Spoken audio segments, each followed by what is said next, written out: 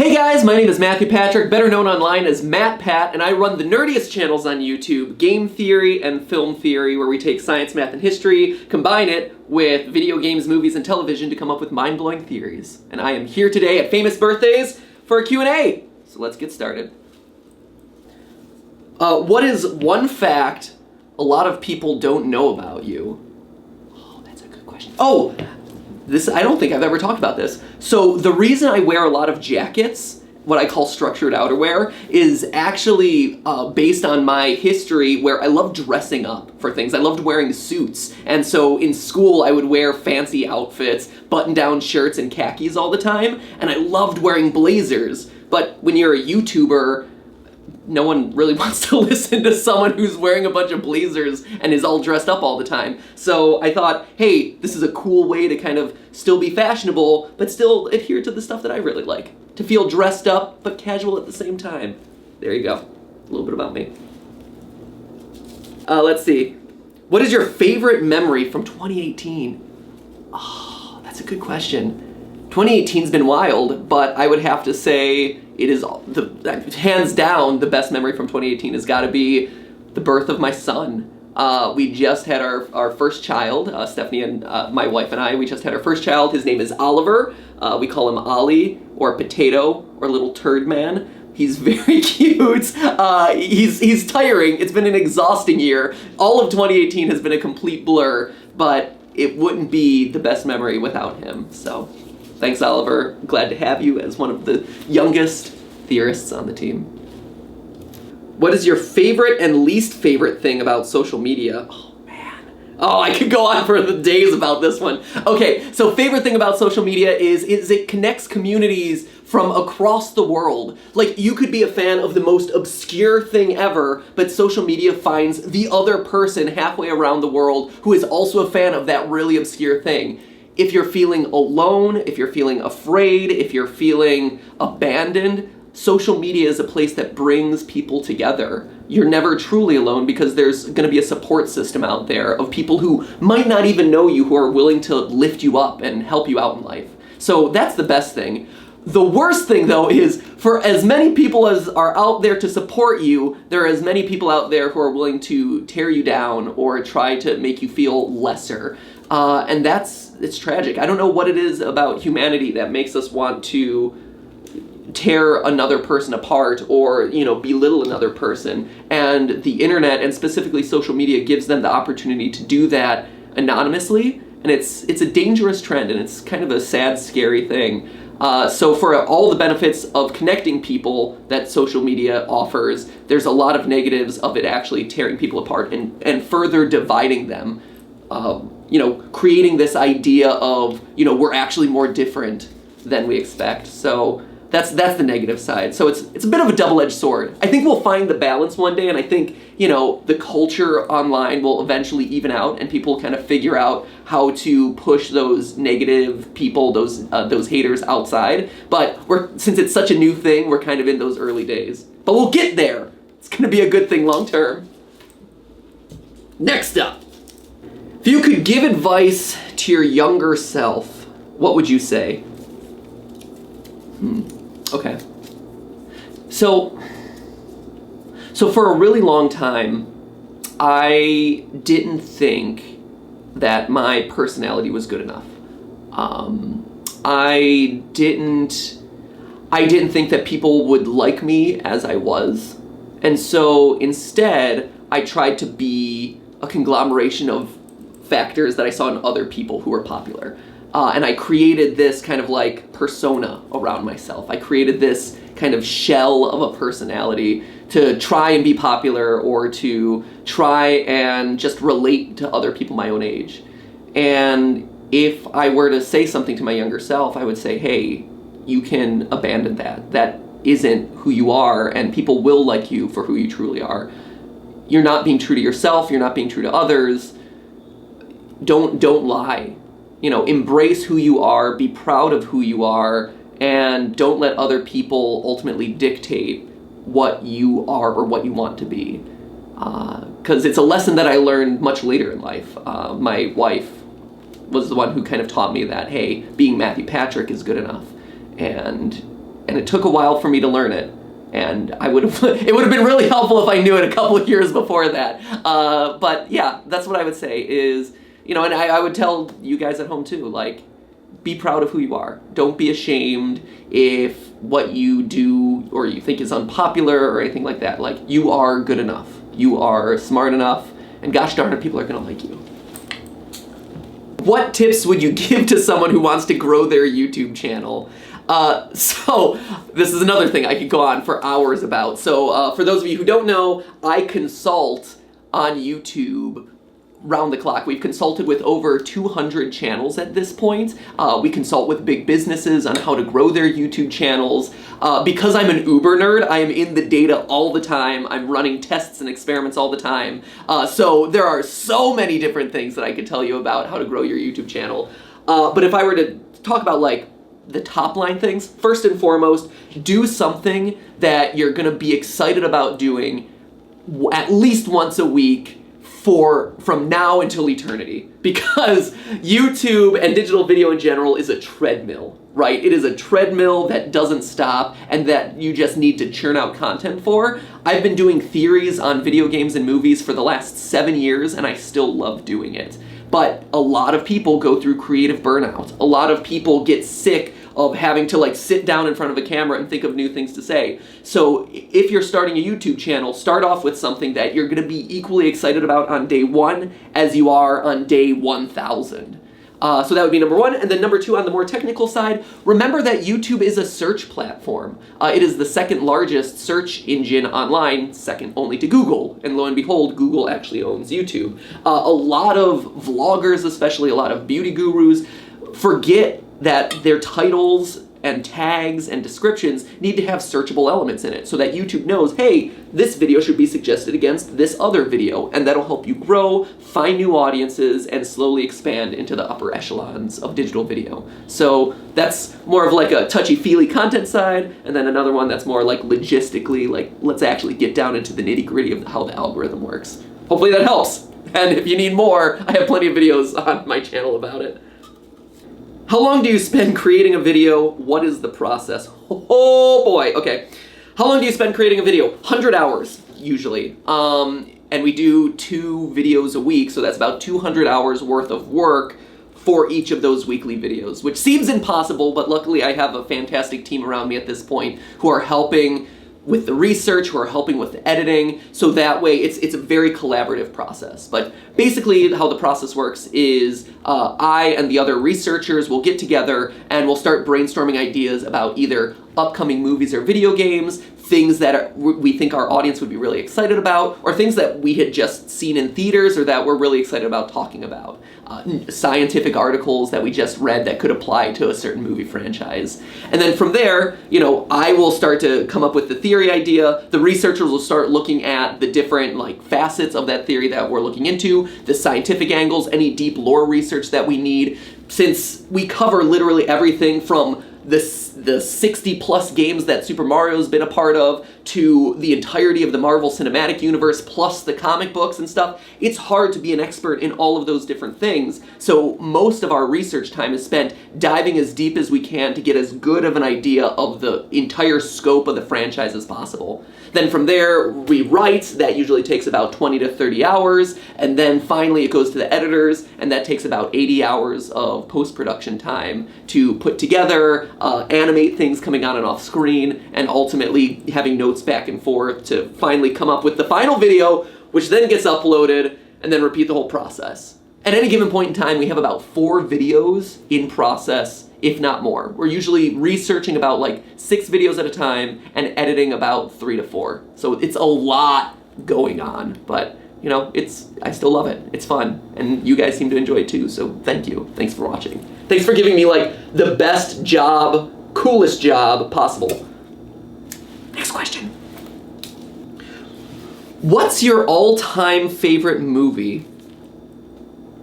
All-time favorite movie, I have 2, actually. So first off, Back to the Future, just the whole trilogy. Love Back to the Future because it's got the right elements of time travel and science, but it's still like a fun fictional universe. And so for the nerd in me, who's always been fascinated with traveling to the future, to the past, it is right in my wheelhouse. Plus, Marty McFly and Doc Brown are like the coolest characters ever.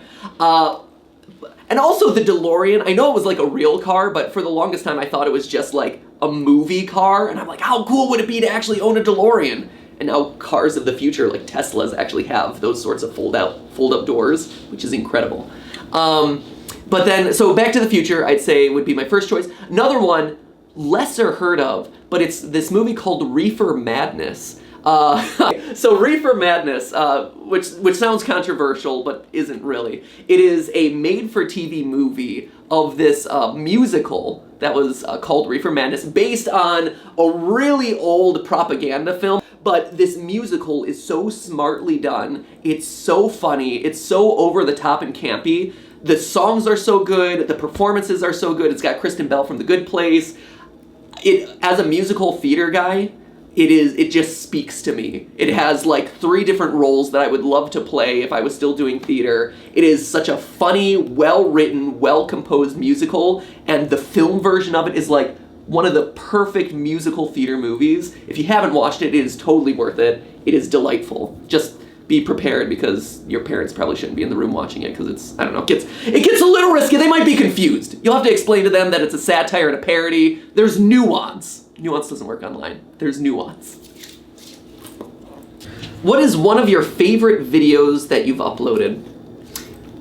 So favorite videos that I've uploaded, there's a lot. I've done a lot of videos at this point. I would say one of the franchises that we're known for covering is the Five Nights at Freddy's franchise, and we've done over 20 different videos trying to unearth the mysteries of what ultimately amounts to an indie horror game about a serial murderer at a pizza restaurant. It's like Chuck E. Cheese. It is a weird franchise if you've never heard about it, but it has this deep hidden lore in it that's fascinating.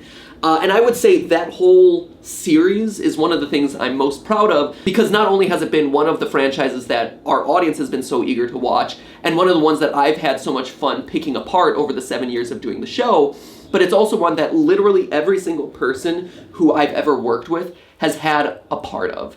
Every single editor who's ever worked as a part of the team has been a part of one of those episodes. Every single writer I've bounced ideas back and forth on.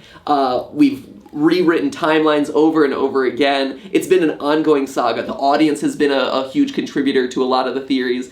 And so across the board, I would say that's one of the franchises that I'm most proud of, and one of the biggest video series that we've covered that I look at and I'm like, this is not only a popular series that we've done, but it's also a good summary of where we've been and where we've come to over the course of the 7 years of doing game theory.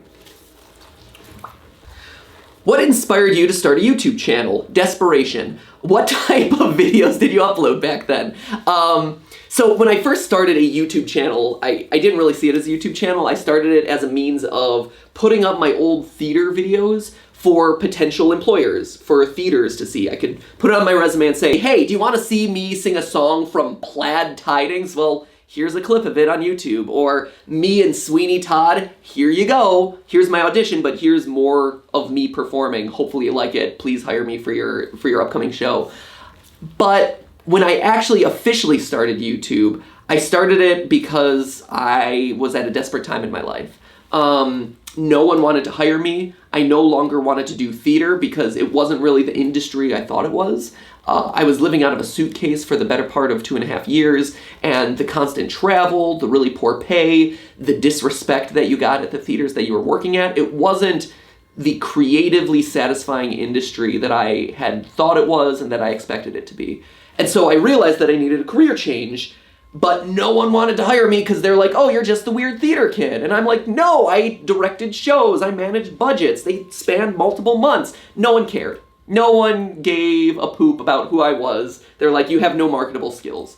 And so I started my YouTube channel as a means of showing them that, hey, I can write, research, and edit things that cover everything from astrophysics to mathematics to historical research. And I can do things that audiences are going to be excited about watching, and that they can learn from, and that are educational, and that I can use the analytics on the back end to analyze the data and then grow my channel into something bigger. And so that's where it all started, really, in earnest, was as a means of getting a job. And it did eventually lead me to a job, and then it just got to a size that it's like, hey, why am I working for other people when I could be building out my own business and doing more videos for you guys and doing more positive work in the world through this thing that I've created as opposed to working for other people. And that's where we are today, and hopefully for the foreseeable future. What's been your greatest accomplishment? That's a tough one. When I was in elementary school and middle school and high school, like all throughout school, it was always my goal to leave the world a slightly better place than when I first entered it. And I know that sounds cheesy, but it was. It was just one of those things that my parents kind of instilled in me that like, hey, you can be a force for good or positivity in the world. And I didn't know how I would do it. I was always a firm believer in the butterfly effect, or paying it forward, where you do something nice for someone else, and then that helps better their day, and it goes and builds and builds and builds from there. And I thought that was kind of where my influence would live. I thought that, I would be nice to the people in my immediate circle, I would be positive, and that would grow out into the universe. I didn't expect to cure cancer or anything like that. But I look at where we are today, with 20 plus million social followers across everything that I do, that Theorist does, and I see the positive impact that we've been able to have, that we've been able to inspire so many of our viewers into learning about physics or getting excited about math or looking at things that they've been taught in school in a completely new light and getting them excited about being intellectually curious and learning. And I think that's what I'm most proud of, is being able to be a force for education, be a force for positivity, and be a home for people who, like me when I was growing up, didn't necessarily connect with the people in their immediate vicinity, who had nerdy passions and loved talking about nerdy things, but never had an outlet for those. And so I feel like the channels and the work that we've done has been able to serve as a voice for those people and to inspire other people about getting themselves educated, getting excited about, the world around them and learning and growing and challenging themselves. So I think that's what I'm most proud of. Yeah, trying to make the world a better place. Butterfly effect on a large scale. Let's see. Tell us about the best birthday you've had. Oh, okay. This is a good one. So it was the final year of college. I was an RA for one of the freshman dorms, and we had this hallway, and every weekend I would do this thing where I would redecorate the hallway and call it La Crevasse. It would be like a little jazz club. It was very cool. And like I said, senior year of college, it was my birthday, and so for my birthday, a couple of my residents came up to me and they're like, hey, we want to take you out to go bowling. And I'm like, oh, I like bowling. I'm terrible at it, but it'll be fun. So we went out bowling, and then when we came back, Stephanie, my girlfriend at the time, had completely rearranged La Crevasse. This, it's a hallway. It's a hallway in a dorm. She had completely rearranged it into a massive party dedicated to me with all of my friends, all of the people who I had been an RA for the last 2 years. And then, like, all my favorite games, all my favorite foods. It was like walking into like a theme park that was specifically oriented toward me. It was amazing. It was so exciting. It was such a surprise because I had no idea she was doing it. It was completely under the radar. And to see so many people get together to have done this as a surprise party for me was unbelievable. But there was more, because just when I thought it was perfect, all of a sudden I have to get something out of my room. I open my door and out pours hundreds of balloons. They had spent the entire day blowing up hundreds of balloons to fill up my room from literal floor to ceiling. And so midway through this party, that was already spectacular, we had a big dance party in my room surrounded by all these balloons. And it lasted all night. It was incredible. It had all my favorite people, all my favorite foods, all my favorite games.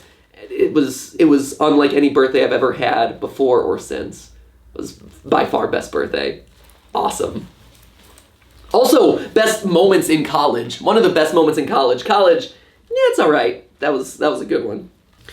What are your future goals? What direction do you want to take your career? So when it comes to our channels, my goal has always been to be educational channels that are disguised as pop culture channels, to get people excited about science, math, and history through the lens of gaming, film, and movies.